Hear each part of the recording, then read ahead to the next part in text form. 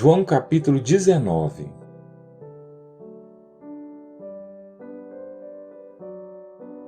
Aí Pilatos mandou chicotear Jesus. Depois os soldados fizeram uma coroa de ramos cheios de espinhos e a puseram na cabeça dele e o vestiram com uma capa vermelha. Chegavam perto dele e diziam: "Viva o Rei dos Judeus!" e davam bofetadas nele. Aí Pilatos saiu outra vez e disse para a multidão: "Escutem, vou trazer o homem aqui para que vocês saibam que não encontro nenhum motivo para condená-lo." Então Jesus saiu com a coroa de espinhos na cabeça e vestido com a capa vermelha. "Vejam, aqui está o homem", disse Pilatos.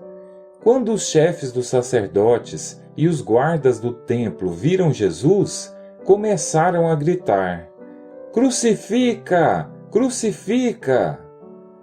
Vocês que o levem e o crucifiquem. Eu não encontro nenhum motivo para condenar este homem", repetiu Pilatos. "Vocês que o levem e o crucifiquem." A multidão respondeu: "Nós temos uma lei, e ela diz que este homem deve morrer, porque afirma que é o Filho de Deus." Quando Pilatos ouviu isso, ficou com mais medo ainda. Entrou outra vez no palácio e perguntou a Jesus: "De onde você é?" Mas Jesus não respondeu nada. Então Pilatos disse: "Você não quer falar comigo? Lembre que eu tenho autoridade tanto para soltá-lo como para mandar crucificá-lo." Jesus respondeu: "O Senhor só tem autoridade sobre mim porque ela lhe foi dada por Deus. Por isso aquele que me entregou ao Senhor é culpado de um pecado maior." Depois disso, Pilatos quis soltar Jesus, mas a multidão gritou: "Se o Senhor soltar esse homem, não é amigo do imperador, pois quem diz que é rei é inimigo do imperador." Quando Pilatos ouviu isso, trouxe Jesus para fora e sentou-se no tribunal, no lugar chamado Calçada de Pedra.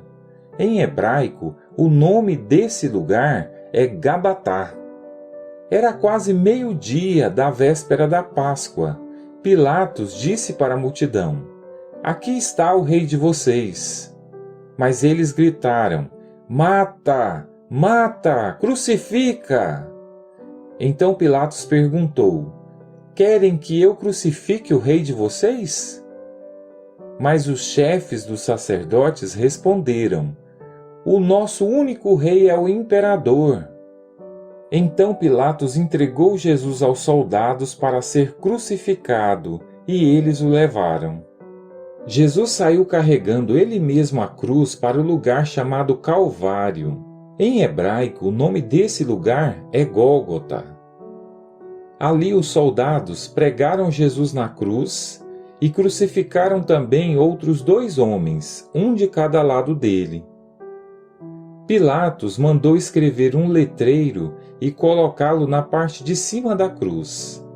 Nesse letreiro estava escrito em hebraico, latim e grego: "Jesus de Nazaré, Rei dos Judeus." Muitas pessoas leram o letreiro porque o lugar em que Jesus foi crucificado ficava perto da cidade. Então os chefes dos sacerdotes disseram a Pilatos: "Não escreva Rei dos Judeus. Escreva: este homem disse: eu sou o Rei dos Judeus."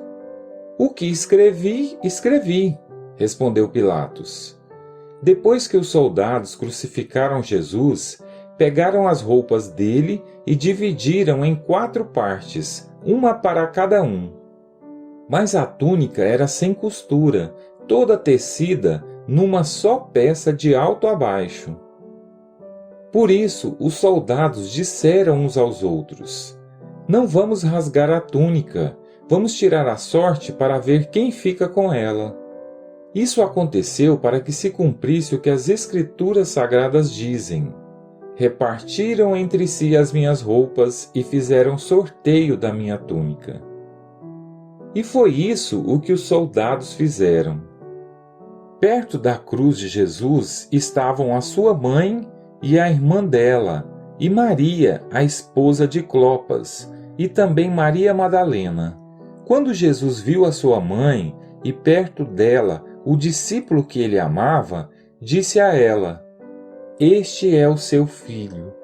Em seguida, disse a ele: "Esta é a sua mãe." E esse discípulo levou a mãe de Jesus para morar dali em diante na casa dele. Agora Jesus sabia que tudo estava completado.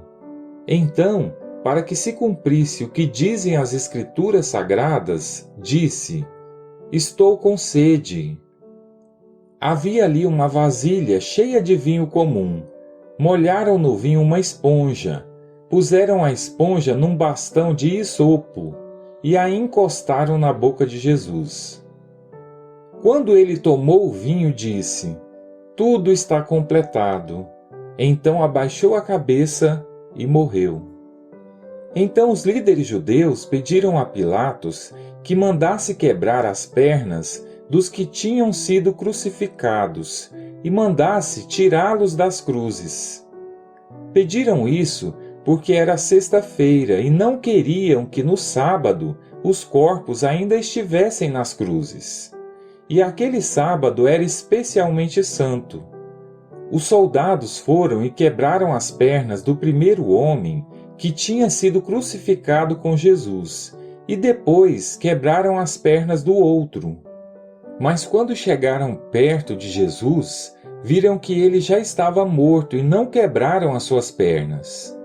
Porém, um dos soldados furou o lado de Jesus com uma lança. No mesmo instante saiu sangue e água. Quem viu isso contou o que aconteceu para que vocês também creiam.